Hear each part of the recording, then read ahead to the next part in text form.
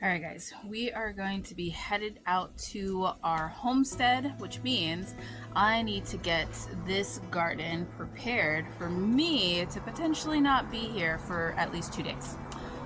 So let's talk about what we're gonna do, my tips for how I'm getting my garden prepared, and to keep it safe because it's probably still gonna be 100 degrees. Hi everyone, welcome back to my channel. I'm Shamira Benson, one part of Team Benson, and we are getting ready to get the garden ready for us to go to the homestead. Now, for those of you guys that don't know, I don't have drip irrigation, which probably would be the easiest way to get the garden ready, but I do not. So tip number one is going to be how us desert gardeners also water our garden when we're not watering it every day. And that is basically like irrigation. So what I'm doing is I am deeply watering all of my beds. Here, I'll go show you. So normally as a desert gardener, we do not like soak the area this much. But what I'm doing is I am just letting the garden hose sit on every inch of this garden, and I am soaking the beds. I want them to get pretty much like sopping wet.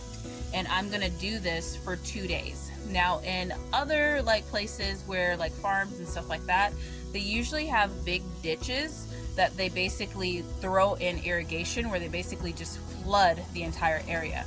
This is another way of how we keep our trees from burning and watering, not having to water them every day, is that we irrigate. Now I know that the ground is wet enough when my beds start like dripping water, so then out here like it kind of gets like a little bit of a puddle. But I'm gonna do this for 2 days straight, and then after that, right before we leave, I'm going to water the garden again, and I'm gonna fill up all of my watering bulbs, and I'm gonna put it next to everything that is gonna be exposed to the sun, like this Armenian cucumber who gets full sun. That's gonna get things. Also things that are in pots, because I can't really irrigate those as much as I can irrigate these beds, because these beds, the roots can go down deeper to get water, but the pots, they can only go as far as the pots go. So I'm gonna make sure every last one of my pots also has a watering bulb. Now guys, this was a trick that I learned from my grandmother, because my grandmother, although she had a big garden, because her backyard was about like a fourth to three-fourths of an acre, or fourth to like half an acre, but she didn't have like a farm because she lived in the middle of Phoenix. So she lived in the city. And one of the things that she would do is not water every day. And so when I started my garden, that's when I really truly noticed it, because she would always take the Sabbath off. And I was like, how are you getting away with that? Like my garden would burn, and it burns every Shabbat. Like, how are we doing this? And she said it's because I irrigate to prepare for it. So my grandma never watered her garden every single day. She watered it pretty much every other day, sometimes every 2 days. And during the winter, she would only water it like every week. And it's because she would irrigate. Now, my pots, I have pots in my garden that I grow in, so those ones dry out a lot easier. My grandma didn't have the issue with the pots because she planted only in ground, but I realized that the concept is kind of the same. So you just want to get it really sopping wet, like really soaking sopping wet, and then put those watering bulbs in there, and you'll have enough water to make it through like at least an extra day or a couple of days after that.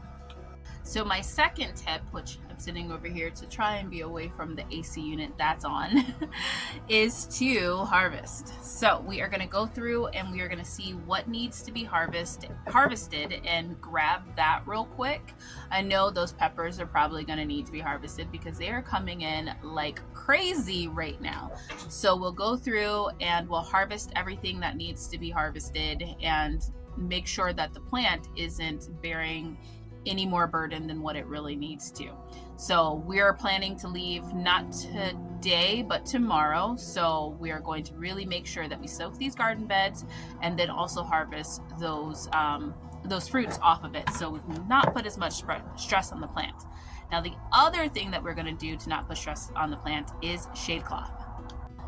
So yes, shade cloth is going to be the thing. This shade cloth is actually going right over here, and it's going to cover this entire area. We now, which let me show you guys because it's exciting, we now have the Armenian cucumber over the pepper line. It's barely making it, but it is there. And by tomorrow, it'll probably be up here when we get ready to leave. So we're gonna finally put some shade cloth on this bar right here for the peppers. So that's gonna make the peppers a lot happier, even though, look at these monstrous beasts, guys. These things are huge. Like, these peppers got so big. I am loving it. We're getting so many jalapenos. See all this harvesting I'm talking about, guys? This is like literally just a couple days of growth. So we're really gonna need to come in here and do something about that. But yes, anyways, back to what I was saying. These peppers are gonna finally get their shade cloth, kind of like these okra did. Although it looks like I lost a thumbtack, but it'll just go up on the bars and protect the plants, give them a little bit more shade, and make it a little bit cooler. Now, yes, there are some plants that are just not going to get any shade cloth, like my corn. Corn doesn't get shade cloth. Corn has to rough it through. And how we kind of basically get that through is that, one, you plant it early. If you're starting to plant it right now, it's too late. Like, it's too late in the game for this summer to start putting in your corn. You want to plant that early. There will be a time later, because we have a 5th growing season here in the desert called monsoon season, which that'll be a whole nother video, don't you worry. But we do have time where you can plant your 2nd round of corn. But for right now, this corn is what it's gonna be. We just need to make sure that it has enough water.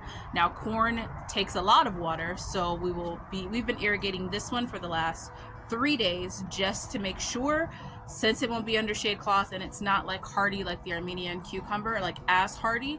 So we want to make sure that if we don't come back for 3 days, it'll be fine. Which this one will get watering bulbs too, because it is not connected to the ground. It is on my patio. So just to make sure everything is fine, irrigate it one more day, add some watering bulbs to this section. So I hope that was helpful for you guys. I am gonna get out here and make it happen, and I hope you guys are celebrating Memorial Day with your family and remembering all of our amazing vets. I remember my dad all the time during this time, so I hope that you guys are doing the same, remembering our vets. If you see a vet, say thank you. If you see a homeless vet, make sure you get them some food, get them a drink, do something. Give them a glass or bottle of water, give them a cup of coffee, but remember our vets, because our vets are really what keep us free. So until next time, grow yourselves a garden, because even a small space can provide you with tons of food. And make sure you guys follow the channel, so subscribe, because we're going to be on the homestead and I'm going to start getting some garden beds up. So I'm pretty excited about that. All right, bye guys.